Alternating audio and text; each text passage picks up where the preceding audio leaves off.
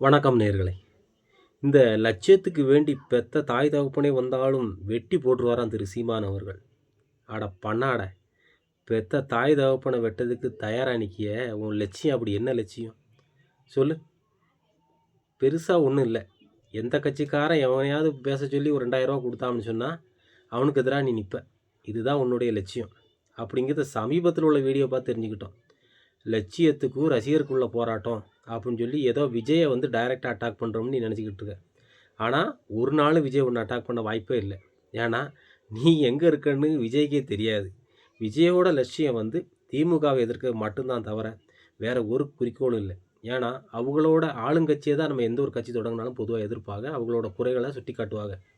ஆனா, நீ போயும் போயும் நீ கடைசில நம்ம டிஆர் கட்சிய கூட நீ விமர்சிப்ப போல போற போக்க பார்த்தா. அந்த அளவுக்கு சீமான் கேவலமா போயிட்டாரு.